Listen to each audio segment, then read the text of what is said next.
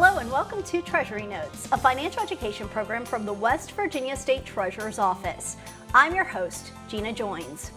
Each year, more than $18 billion passes through the State Treasurer's Office. With such a large amount of money going in and out of the office, speed and security are top priorities.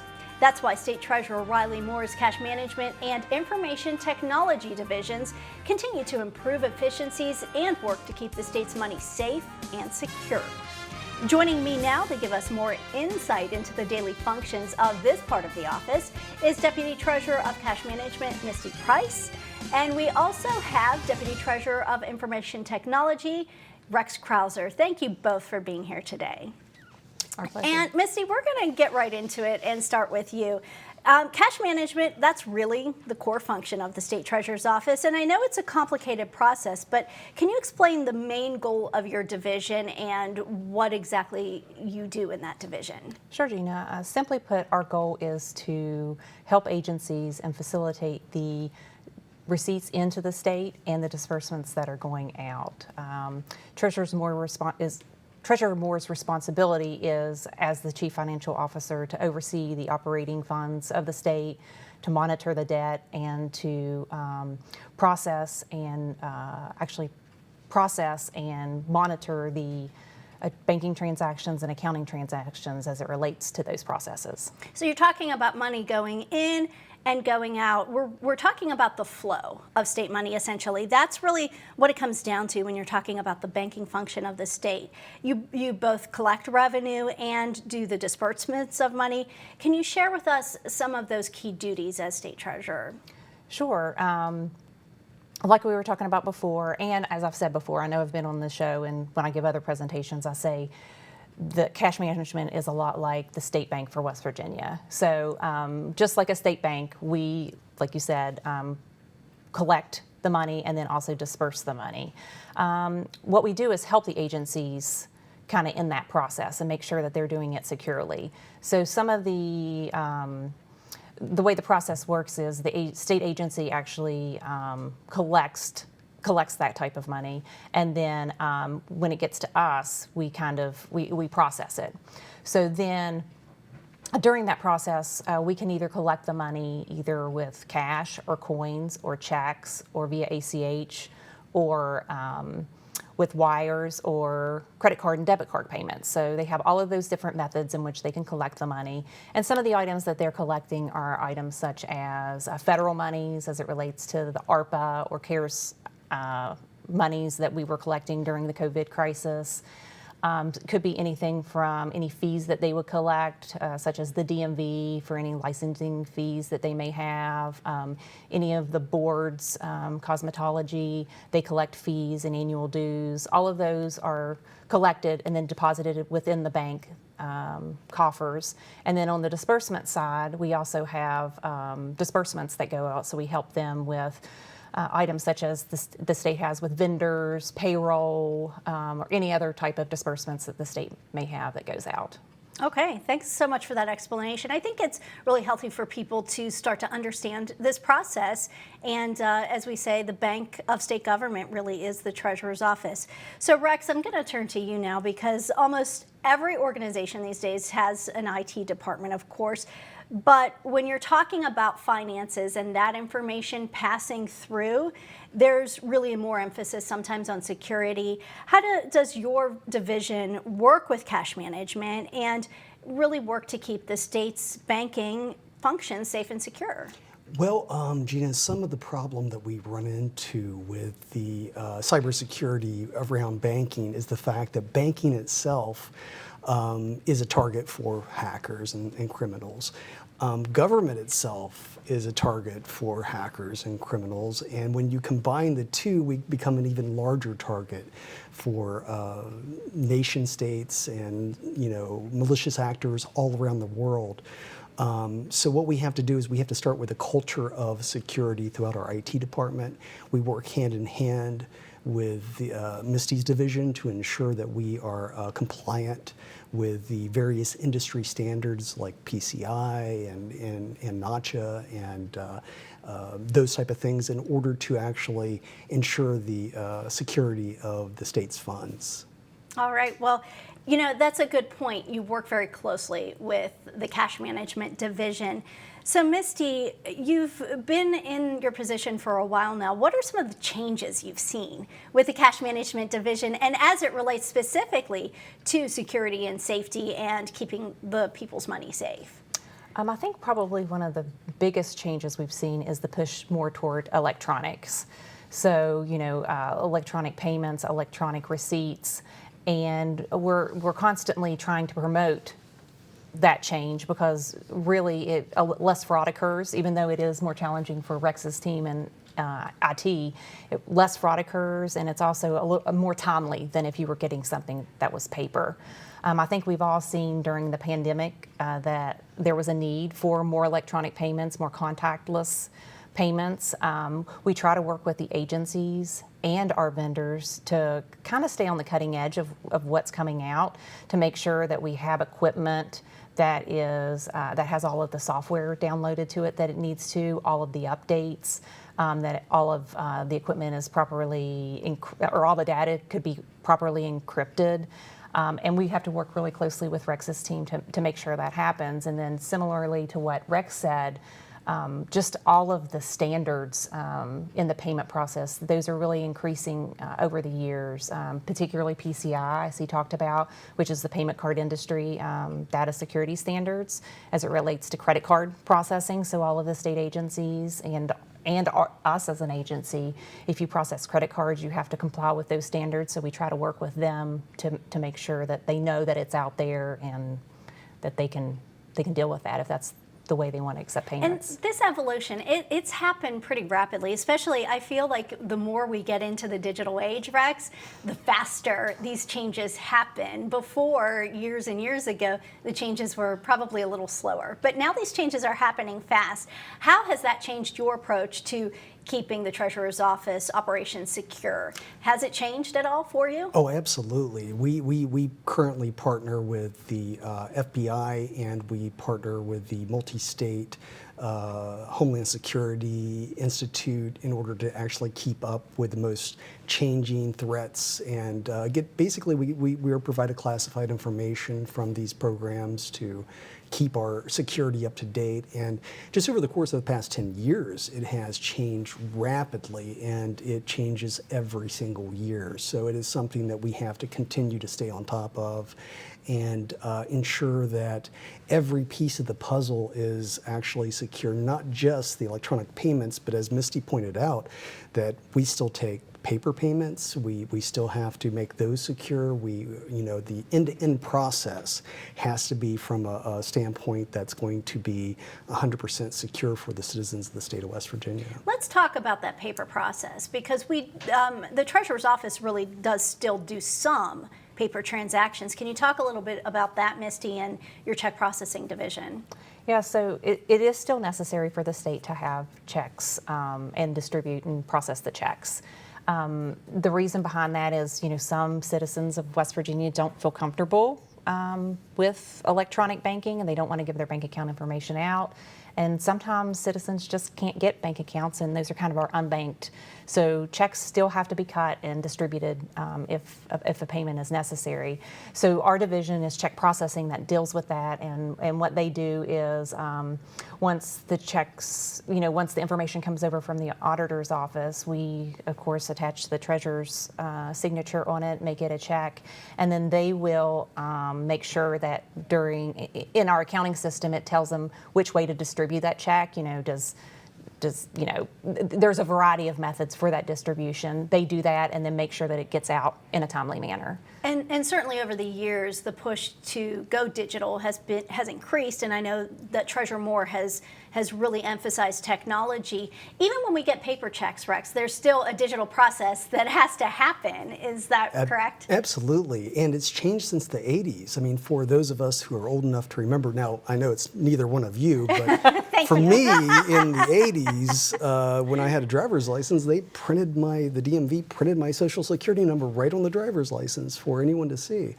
Those days of possibly hundreds of checks laying around. That doesn't happen anymore. We have to digitize the paper checks.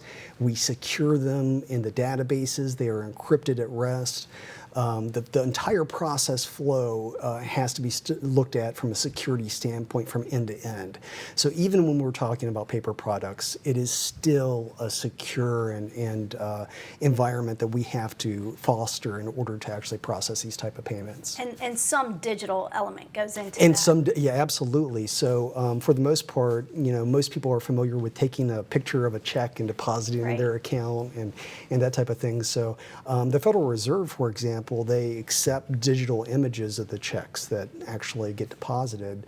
We no longer bundle them up and have to ship them off to the Federal Reserve. They actually are captured in images and securely transmitted. And in that case, the technology has greatly changed leaps and bounds, and that's across the entire Treasury. It's even when you're dealing with paper records. And, we're talking about state money in a lot of ways. The state treasurer's office handles the state's banking functions. But, Misty, your division also deals with some of the municipalities out there and various other state agencies. You deal a lot with other state agencies, not just the core piece of state government. Talk a little bit about that and what that entails and how the safety measures in the state treasurer's office really help protect all consumers out there that do business.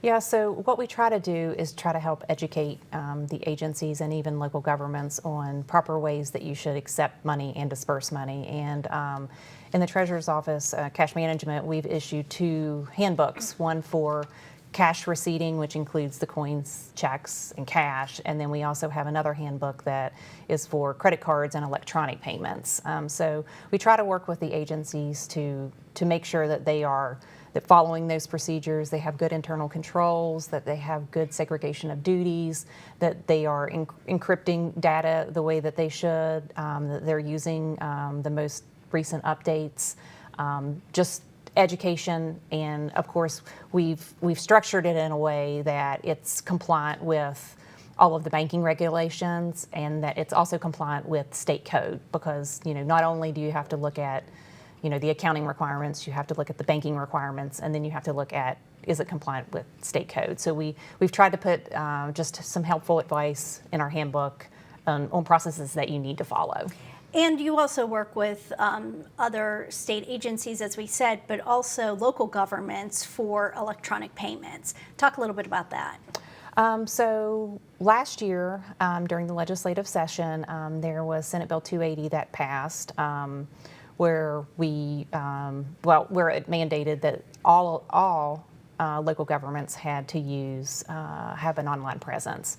We worked with local governments a little bit before that, but now that's kind of really catapulted it to a new level. So we've been working on trying to kind of expand that program.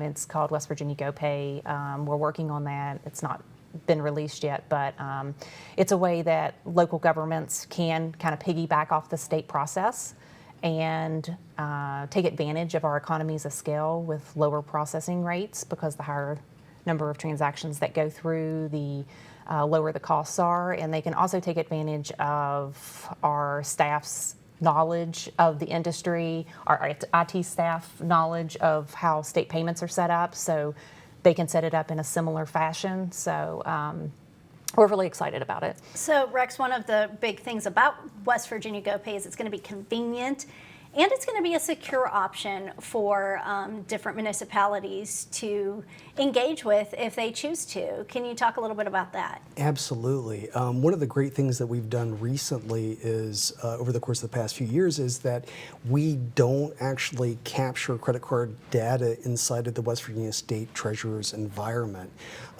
So that adds a layer of security to us, and we're going to be able to pass that along to the local governments as they come to deal with us.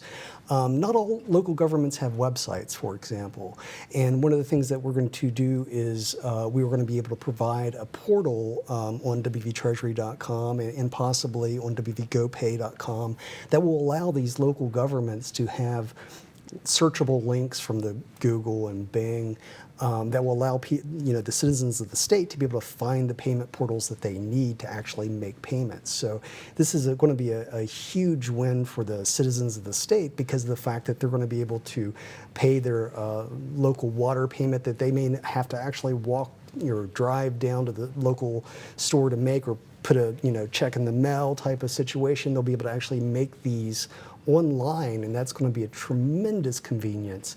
But that wasn't exactly everything that the Treasurer Moore wanted to do with this specific program.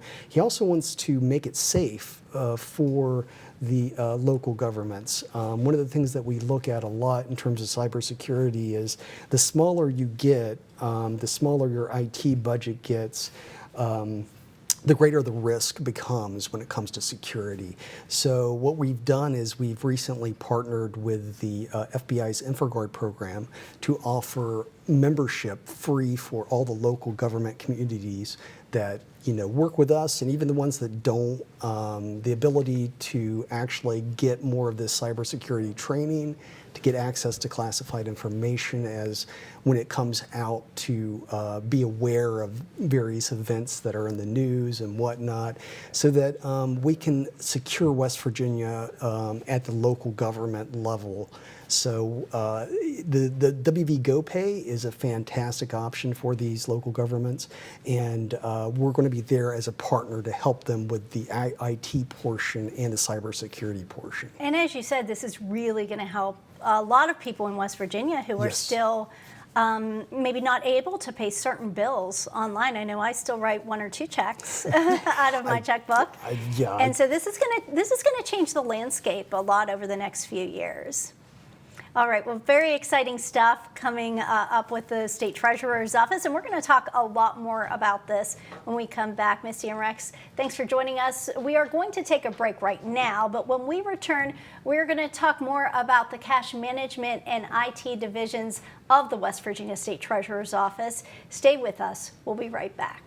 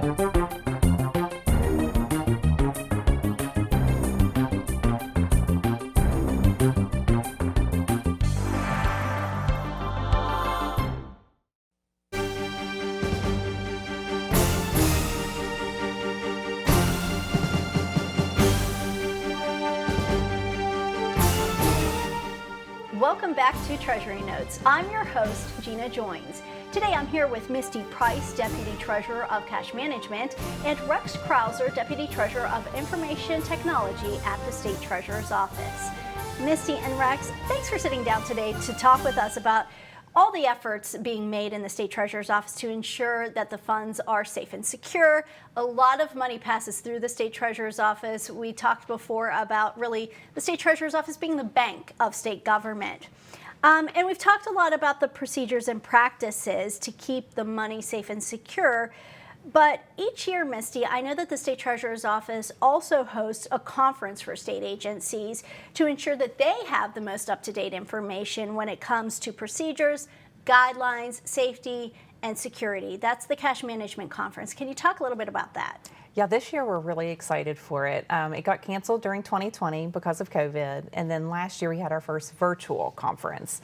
So this year is our first back to in person, face-to-face with participants, so we're really excited about it. We try to go over some banking trends, things that are happening. We try to go over any accounting changes that may impact agencies. We really try to go over things that affect the staff who are collecting the money, all the way up to the CFOs, the CEOs of the agencies. So it's really a multitude of different things that we go through.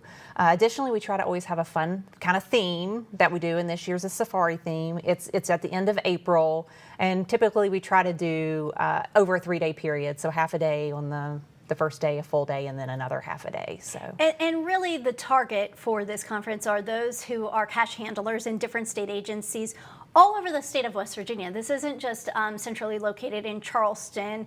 There are agencies all over the state that deal with cash handling procedures and need to know the cash handling procedures. Yes. And so just like the handbooks that we talked about earlier, we go over cash handling, we go over credit card payments, electronic payments too, some of the services that we have.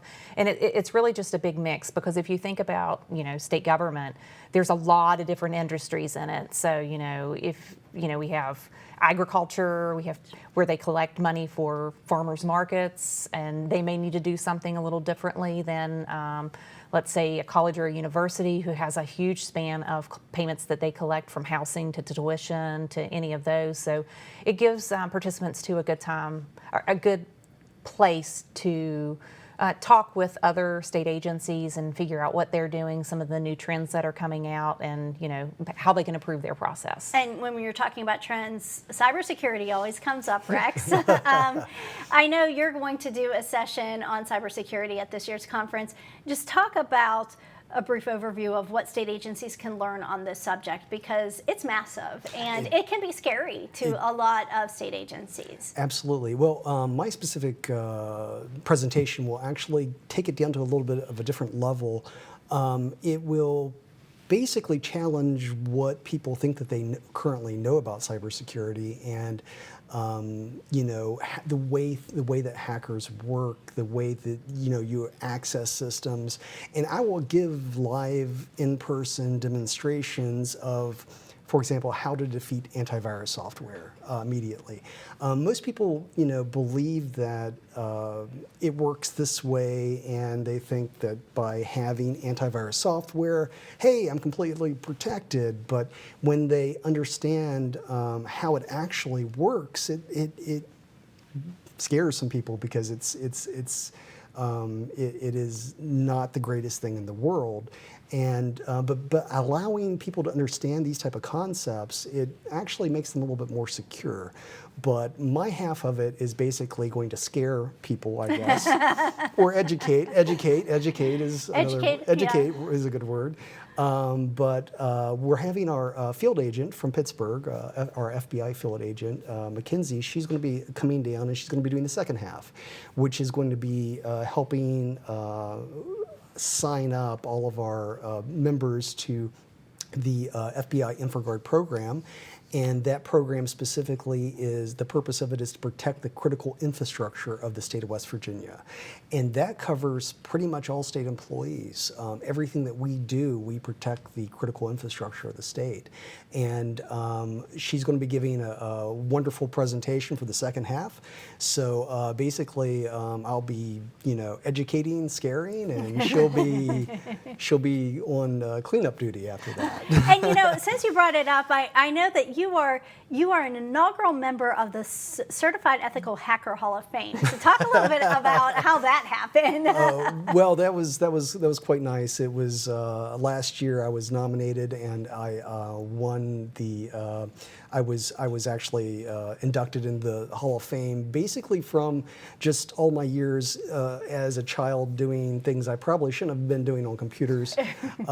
We have a wonderful state, and it's really amazing that we had so many cybersecurity professionals come out of the state, especially in the 80s.